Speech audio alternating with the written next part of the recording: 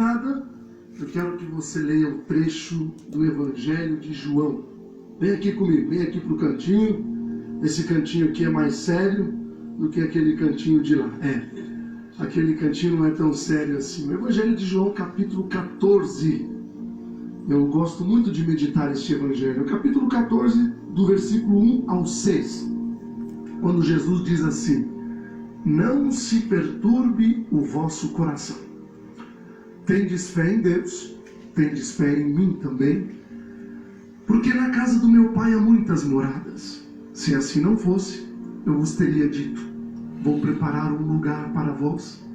E quando eu tiver ido preparar-vos um lugar, voltarei e vos levarei comigo, a fim de que onde eu estiver, estejais também vós. E para onde eu vou, vós conheceis o caminho. Lembra desta passagem? Tomé questiona Jesus. Diz assim para Jesus: Tomé, Senhor, nós não sabemos para onde vais. Como podemos conhecer o caminho? E o que Jesus responde? Eu sou o caminho, a verdade e a vida. E ninguém vai ao Pai senão por mim. Muito bem. Veja que Tomé faz uma pergunta a Jesus. Ele quer saber qual é o caminho para onde seguir. Essa é uma pergunta que nós fazemos sempre. Eu, você, eu faço, você faz. Cada um tem um jeito de fazer essa pergunta.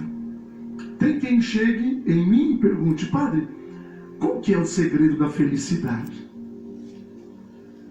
Outro chega e diz para mim assim: Padre, o que eu faço para ir para o céu? Outro diz para mim: Padre, como é que eu posso ter um casamento ou um namoro feliz? Outro diz para mim assim: Padre, eu não sei mais o que fazer. O que eu faço com a minha vida? No fim das contas, todas estas questões são as mesmas. Resumindo, para onde eu devo seguir? Qual é o caminho? Agora vamos ser honestos. Nós não sabemos para onde vamos? Ou a gente finge não saber? Nós sabemos muito bem de diferenciar aquilo que é mal daquilo que é bom. Então, se você sabe diferenciar o mal e o bem, você sabe sim qual é o caminho. E Jesus é tão bom que nos dá, com todas as letras, a resposta para onde seguir. Qual é a resposta de Jesus? Eu sou o caminho.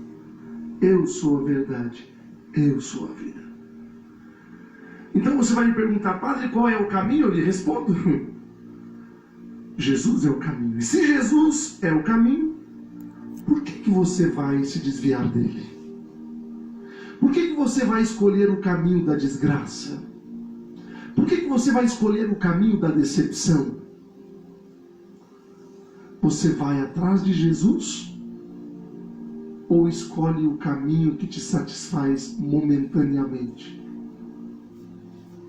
Muitos vão atrás de Jesus, outros vão escolhendo o caminho que satisfaz momentaneamente. Na vida, meu irmão, nós fazemos escolhas. E é sobre isso que eu quero dizer, que eu quero falar com você nesta noite. Nós fazemos escolhas. Você escolhe o caminho a seguir. E infelizmente, muitos de nós preferimos satisfazer as nossas vaidades, os nossos egos, a nossa prepotência. Veja bem, vamos para um exemplo muito prático. Você está com um amigo ou uma amiga. Começou a falar sobre alguém. Você vai elogiar? Falar das coisas boas que ela faz na vida? De suas qualidades? Ou vai ficar com aquela língua maldita, fofoqueira, faladeira, apontando e julgando? Que caminho você escolheu? Sabe qual é o caminho da felicidade? Sabe qual é a única resposta para todas as perguntas que eu acabei de fazer para você aqui? É uma só. Quer ver? Padre Alessandro, qual é o segredo da felicidade? Siga os ensinamentos de Jesus. Padre Alessandro, o que eu faço para ir para o céu? Siga os ensinamentos de Jesus. Padre Alessandro, como é que eu faço para ter um casamento, um namoro feliz? Siga os ensinamentos de Jesus. Padre, eu não sei mais o que eu faço. Eu não sei mais o que fazer da minha vida. Siga os ensinamentos de Jesus. Ficou claro? Jesus é o caminho, é a verdade e Jesus é a vida. Se espelhe nele. Jesus tinha educação, o que muitos de nós não temos. Que pena. Jesus era cheio de compaixão, Jesus era cheio de caridade e nós não somos. Jesus perdoava e nós não perdoamos. Jesus amava de verdade e nós não amamos. Ele, aliás, nos ensinou a amar até mesmo os nossos inimigos. E a gente faz o quê? Nós queremos que os nossos inimigos se explodam, estejam bem longe.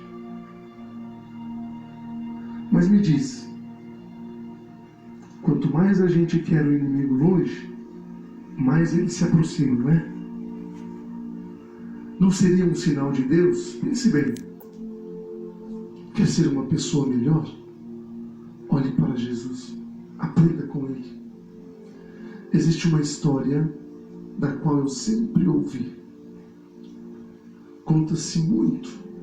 E eu acho muito interessante. Diz que havia uma senhora.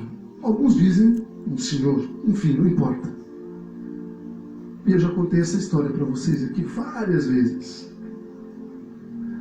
Esta senhora ou este senhor costumava colocar um grão de milho dentro de um pote sempre que saía para ir à missa. Lembra dessa história? Em um desses dias, quando ele saía em direção à igreja, uma vizinha passou mal. Este senhor parou no meio do caminho e foi ajudar. Levou aquela senhora para o hospital. Fez tudo, ou melhor, fez de tudo para ajudá-la. E ela ficou bem. Nisso, ele saiu correndo para tentar chegar à igreja, mas pegou a celebração pela metade, da metade para o final. Aí ele voltou para casa triste. Quando ele foi colocar o grão de milho na garrafa, lá no pote, aí ele pensou, bom, eu vou colocar meio grão de milho.